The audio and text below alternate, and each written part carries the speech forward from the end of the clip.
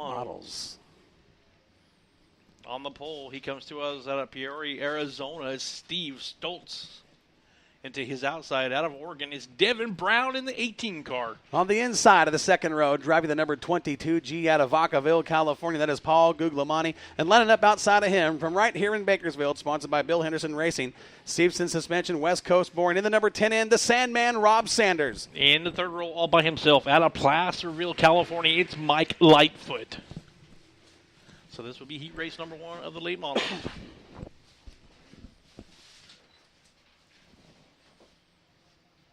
Guglielmani looking for a little redemption after last night's mishap in turn 3 when he went head-on into the wall. Very slow pace here on the start.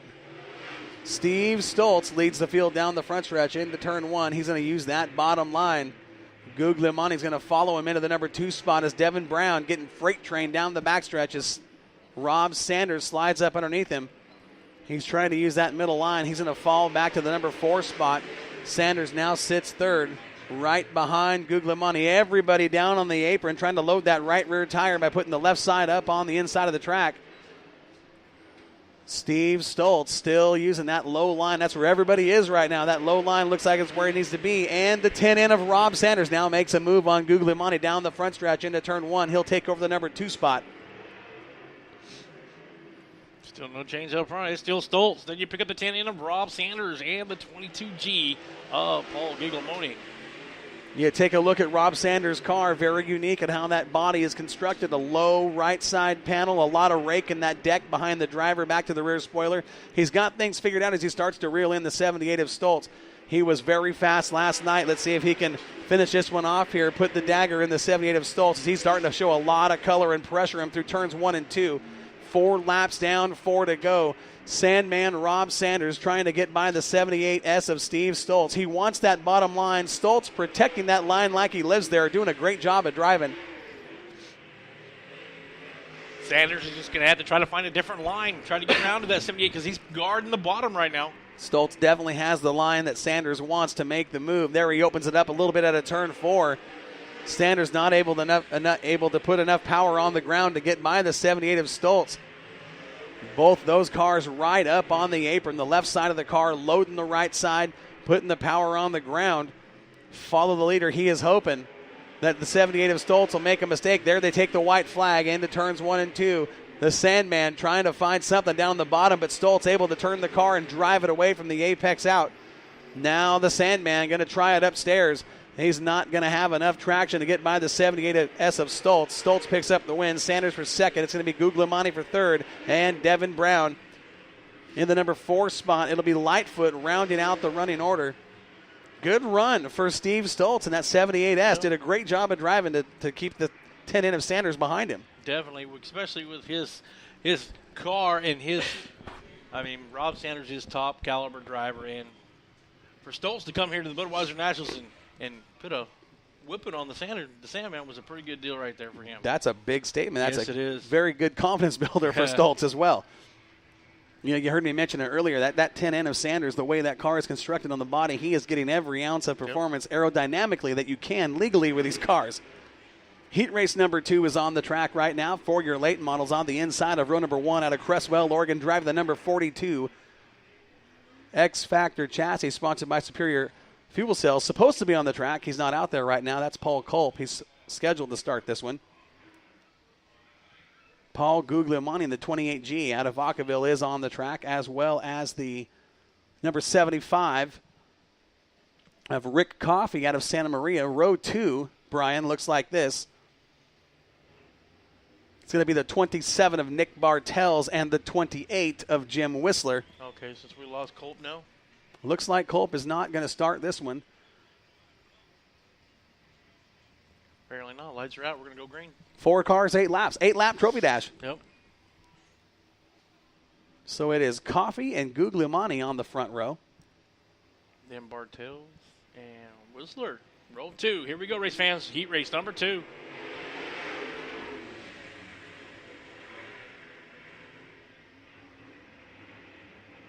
Wow, this is going to be a tight one. Look at this. Coffey and Guglielmani in a heated battle down the backstretch into turn 3. Guglielmani working the high side. Coffey down low. Lap number 1.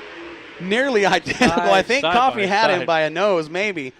Good race, lap number 1. That's 1 down, 7 to go. Now Coffee finds some traction on the bottom, gets by Paul Guglielmani, bringing the 27 and Nick Bartels with him. Bartels, a defending champion here at the Budweiser Nationals. Look at the big move by Bartels at a turn 4. He's going to pick up the lead into turn 1. Yeah, I don't think Nick's wanting to waste no time right now. He's going to start to. He is making a statement to Yes, these he is. guys. It is Bartels, Coffee, Guglielmani, and the 28 of Whistler. Single file through turns 3 and 4. Now Bartels starting to pull away. Jim Whistler makes a move underneath the 28 car of Guglielmani through turns 1 and 2. He'll take the third spot, goes to work on the 75 of Coffee from 4th to 2nd through turns 1 and 2. Takes over that second spot on the entry of turn 3. Ooh, almost some contact there with Coffee and Guglielmani right there.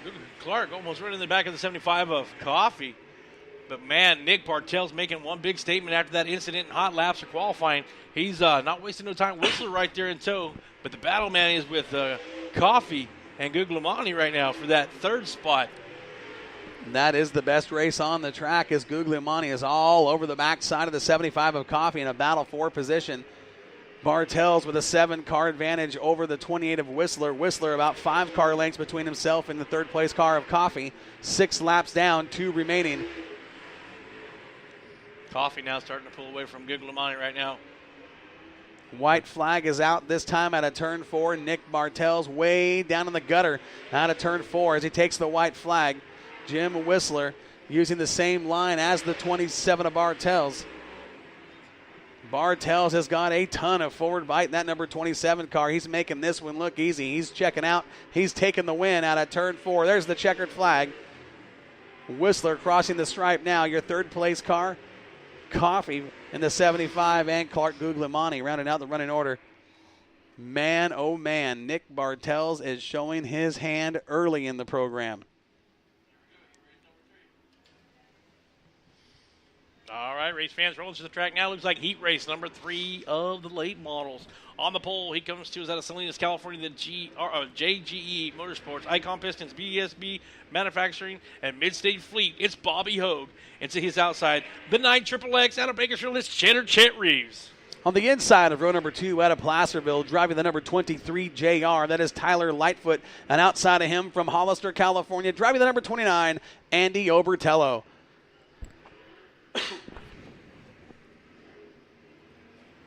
Bobby Hogue still testing that car, trying to make sure he's going to pull off. Bobby Hogue has had some big-time mechanical issues with that number 2H here all weekend long. He's been fighting some ignition problems. Not sure what is going on with that 2H car. That is something we have never seen here at the Budweiser Nationals from that team. If it wasn't for bad luck, they wouldn't have any this weekend. There's Chris Frisbee down there on the front row, walking, taking a look for some fans down there, all the way from Vancouver, Washington, here at the Budweiser Nationals. Driver, the number 17 Sport Mod. So we've got 3 left on this one, Brian, and we haven't even taken the green flag yet.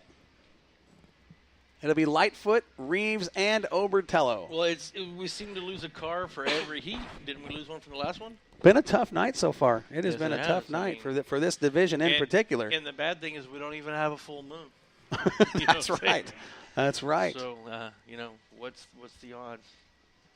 Well, we'll see if Tyler Lightfoot, who is our pole sitter on this one, can hold these guys off for 8 laps.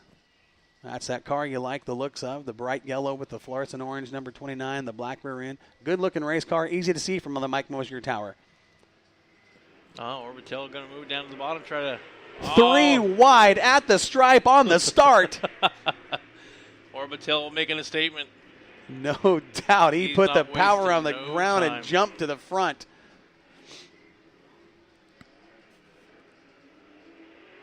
That was a learning moment for the 23 JR of Lightfoot to protect that low line. I guarantee his eyeballs got big. Andy Obertello already with a half a straightaway advantage over the second place car, the 9 XXX of Chet Reeves. Obertello was one of our faster cars in last night's program. So far right now, he is looking very good.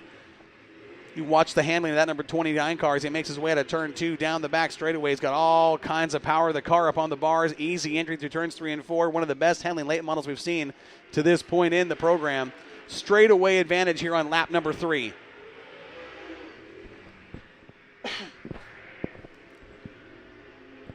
Chet Reeves holding down the number 2 spot. The 23 JR of Tyler Lightfoot right behind him. Reeves also looking pretty well. Handling that car, just drifts up a little bit on the exit of turn 4. Obertello is checking out. He has gone right the check on this one. It's his race to lose at this point. 5 down, 3 to go. Obertello again right down in the gutter. Everybody using that low line through turns 1 and 2. Nobody wanting to test the waters upstairs, and Obertello's going to keep it down in the gutter through turns 3 and 4 as well.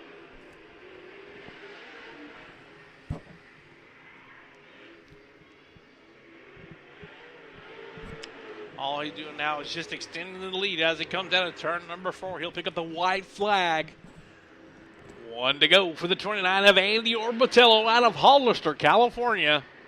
If anybody's made it look easy to this point, it's been Andy Obertello. Yeah, he's this guy, when he comes to town, he doesn't come to play. Not at all. He has been like this all weekend long. He's going to take the win out of turn 4. Easy checkered flag for Obertello in the 29. Chet Reeves going to dive it hard into turn 3, nice and smooth on the throttle. Keeps the car going forward out of turn 4. He'll hold down the number 2 spot. Tyler Lightfoot will finish in the number 3 position.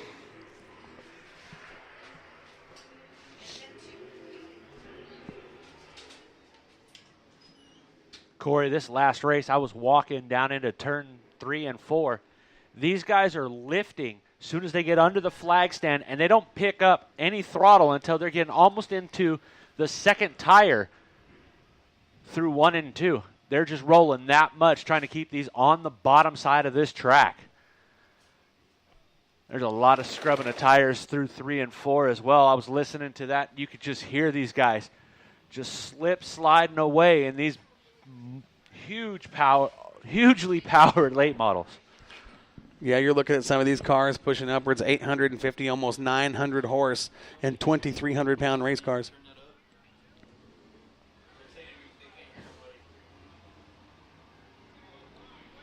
Here come the cars. They're doing a hot lap session for the Was that it for late model heat races? We'll be right back on Spreaker Radio with more action from the Budweiser Nationals.